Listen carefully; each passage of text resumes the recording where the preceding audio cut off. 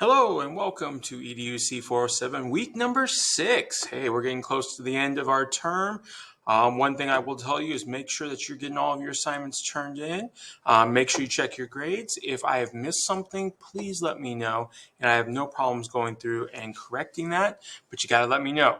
Sometimes once I've graded it, it doesn't show up for me that you've done something else. So please inform me when that does happen, either an email or on Slack. So let's get started with what's going to happen here in week 6. So week 6 is pretty much next week, which is basically the week of the end of September to the 1st of October. So just remember, we only have at this point 3 weeks left. So please make sure you're getting everything done. We have 3 assignments this upcoming week. The first of which is collaborating with Google Workspace. You also have more on your book reading and your kind of template that you have for your project-based learning, plus a Slack group discussion. Not really a group discussion, but more of just an entire discussion between everybody. And then you have one collaborative project. So it's a pretty big one, so we'll talk about each of these things. So the first one is collaborating with Google Workspace. There's going to be a video, and I'll show you what it looks like on Blackboard in just a little bit, on the Google Apps for Education, which we call GAF. A lot of times, if you hear that phrase, it's Google Apps for Education. And you're going to read 2 articles regarding Google Apps and Google Classroom. So definitely take your time and look at that. You're already getting a crash course in what Google Apps are with some of the stuff that we're doing. But there's a lot of stuff that we can't even cover in an 8-week course that Google really does help out a lot with. In fact, I'm using a lot of stuff with Google Apps to collaborate regarding assessment, especially at my school being an instructional coach. So there's a lot of things that can be very helpful for you. Once you finish watching the videos and reading the articles, what you're going to do is write a reflection on one idea you would bring to your team. That could be a grade level, so if you're 2nd grade, 3rd grade, 6th grade, or a PLT, which is a professional learning team. Those are usually subject area, especially if you're in the higher levels of K-12, like for me, geometry. So that's a specific subject level team, not necessarily a grade level, but a subject level. And we just want to write a reflection how you could use a Google app to help teachers collaborate better. So if you saw one that you say, hey, this is a really good thing, let's talk about it. And definitely post a reflection on Canvas with regards to that. Or not Canvas, I'm sorry, Blackboard. Your second thing is your book reading. And again, it's not a group discussion, but it's more like a whole class group discussion. You're going to read chapters 3 through 6 in your textbook. So I want to make sure to let you guys know early. Get that done because it does take time. You're going to complete slides 3, 4, and 5 on your book club template. Remember, you're not submitting that template at all until the last week. So what you put in there is kind of up to you and how fast you work on it. Once you finish those slides, make sure you go to Slack and share your ideas on what type of project-based learning you're planning on doing and your kind of thought processes with the project. And then you should respond to 2 other classmates' posts with regards to that. Our last assignment for this week is what we call collaborative storytelling. Basically, what I want you to do is collaborate on a story together. So what you're going to do is you're going to select a short fairy tale or children's story, something easy. Don't try to make it hard. But what you're going to do is divide it into sections, and each person is going to screenshot their portion of the story. How they do it is kind of up to you. If you want to use props, if you want to do Animoto, if you want to use Google Slides, however you want to do it, but you're basically telling the story from 4 different points of view as the story progresses. Okay. Now, I know it says here to create a Google slide deck and share with all the members. You can do that if you want, but if you want to do your own thing for your own part, you're more than welcome to do it. Okay. I'm not beholding you to a certain format. You're going to recreate the story with pictures, props, different wording, even a different interpretation if you wanted to do that. Each team member will screencast their slides and upload it to YouTube. So you will have to, each individual person is uploading to YouTube. Okay, and you're going to send each other the links to each of the videos that you make. What you need to do then is to create in YouTube a playlist. And it should go in the order in which the videos should be.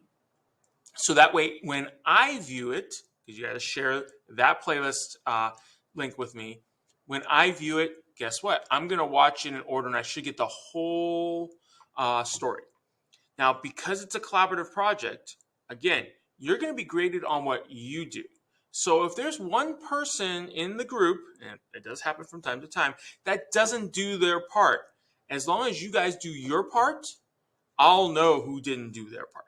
Okay? You just guys got to collaborate at the start to decide who's doing which part, get it all set up, and then by the 1st of October, make sure you submit those links. If someone's not turning in on time, that's on them. This is one of those assignments that you've got to make sure that you're staying on top of. The sooner you get that done, the easier it's going to be throughout the rest of the week. So if anything, I tell you, hey, collaborate as soon as possible, figure out what story you're doing, figure out your parts, and get that over with, and then you can work on the other parts of the assignments for the week. Just to let you know, in terms of groups, we're going to keep the same groups. I think it'll be easier to look what you guys did on the digital citizenship policy was great. So I'm going to keep you guys in the same groups that you had before. So make sure you kind of take note of which groups are which, and then start communicating. And you can even use the original Slack channel that you guys were communicating with. You can continue to use that, and that way we don't have to create anything new for that. But make sure you start doing that particular assignment. So let's give you an idea what that looks like in Canvas. Okay. So here we got week 6. The video will hopefully be there shortly before our class tonight. But your first assignment is collaborating with Google Workspace. So when you click on this, you're going to watch this video, Google Apps for Education. Kind of goes a little bit over each of the different types of Google Apps that there are out there. There may be some more coming down the line. Just keep in mind that these are the ones that are used probably the most often. You'll have 2 articles here, Google Classroom for Collaboration and an Edutopia article. Definitely want to go through those, read those, take your time, because if you notice, we're doing a lot of stuff with Google even in this class. And if you're not used to it, it's one of those things that there are a lot of districts that say you need to be Google Teacher Certified because they need to make sure that people can collaborate. So the more you learn about Google now, it's going to be really important and help you out later on down the line. And then here's your assignment right here. Imagine you started at a new school site in your own classroom. All of a sudden, you're brand new on a campus. Whether you have teaching experience or not, what would be one idea you would bring to your team, whatever team that might be, that uses Google Workspace to help teachers collaborate better? So what's one thing that's really important that you got out of all of this? Make sure you type your answer in Blackboard. Okay, so it's not going to go on Slack. You type it up, put it on a document, write it out, however you want to do it. Just make sure you submit it there. Coming back to our week 6 assignments is the book reading and group discussion. So again, you're going to read chapters 3 through 6 of the textbook. You're completing chapters 3 through 5 in your book club slide deck. I'll show you what that looks like in just a second. You're going to use Slack to share your project ideas. So whatever project you're kind of thinking of after you've read these chapters, post it on Slack and kind of like a little synopsis of what you're planning on doing, and then let other people respond and help you revise, understand, maybe enhance your project from different points of view. When you collaborate on a project, a lot of times you may have the greatest idea to start, but a lot of times you might need some help getting it to be realized. I've had that same issue. A lot of times I got some great ideas and I asked one of my friends, hey, what do you think about this? And they're like, oh, well, why don't you do this? And I'm like, oh, that's perfect. That's exactly. It's like that missing piece. So please make sure you guys are talking with each other on Slack to kind of communicate that, because the more minds that look at a project, the better the project is. Okay. And in your template, kind of go in here. So you see here, we had week 5. This was this. I know the link didn't work to Padlet, so hopefully make sure you put that on. But here you're completing these particular slides. We should notice this slide doesn't have anything for you to do. It just says read chapters 3 through 6. There's nothing you have to put on this slide, but make sure you read those chapters. The next slide, yes, you're going to start putting stuff. In this case, you're going to complete on pages 91 and 92, develop a conceptual framework for your project. So when you're reading your book, make sure when you get to this part, you start kind of filling out what you want to do. Now, in order to show me that you've done it, make sure you either take a picture of what you were working on those pages. You could type it all in. If you run out of room on a slide, just go to the top and add a slide to it. Okay, there's not like you have to have just this many slides and that's it. So if you have to add a slide to complete this particular part of the assignment, add a slide. You don't have to write really small. You don't have to write, not a lot.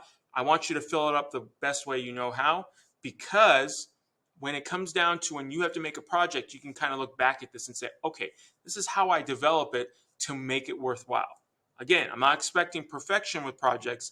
I just want you to start getting used to the process. And your last part in this is your turn, design your project, pages 107 to 110. Think about, how are you going to engage students in researching a topic? How is that going to look in your classroom based upon the grade level and the subject you're going to do? I mean, kindergartners aren't going to be able to research the same way as, say, 12th graders, but there are ways that you can get them to research. Collaboration with teams, how would that look like with this project? And how would students get deep inquiry? How are they going to be like really focused on it and really learn something? Because for a lot of students, once they're engaged and they're focused, they're just going to run with it and they're going to love it. But how are you going to get them there? And that's going to be kind of the key as when you create project-based learning. What's that hook for them? Now remember, you're going to put everything that you do on this slide. You can always add more slides. Again, you are not turning in this template until the final week of school. So just remember, you might start with something, you might post on Slack what your ideas are, and then you realize, oh, maybe I need to change it.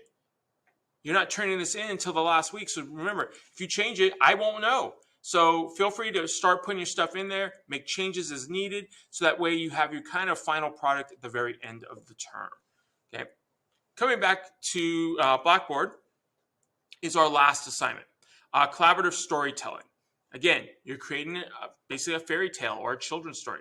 Doesn't have to be a long one, just enough so that everybody has a chance to do part of the story. You're dividing the story into, in this case, 4 sections. 4 sections. There's 4 people, 4 sections. Hopefully equal sections. And then what you're going to do is screencast, however you want to do it, your portion of the story. It's very interesting sometimes that I've done this for a few years now. I'll get one person that does one type. Someone does Animoto. Someone uses props. Other people use their kids. All that stuff is acceptable. Okay, again, I'm the only one that's going to view it. But what you need to do is make sure you complete your part of the project and you share the link on YouTube with everybody else, so someone in your group makes a playlist that takes each video in order. So when I watch it, I'm basically watching the whole story one video at a time. Okay. Again, I'm not worried if it's a perfect video. I'm not worried about quality. I just want to see that you're using that, because as you do stuff in a classroom, collaboration is really important. And if you can get kids to collaborate and use media, you'd be surprised at what they can create. They're very inventive, especially for those that are media savvy, dealing with preteens, teenagers that use Instagram, TikTok, Snapchat. I'm sure they can create a lot of good stuff when allowed to do it. So I want you guys to kind of, play around with it. Find a fun story, and there you go.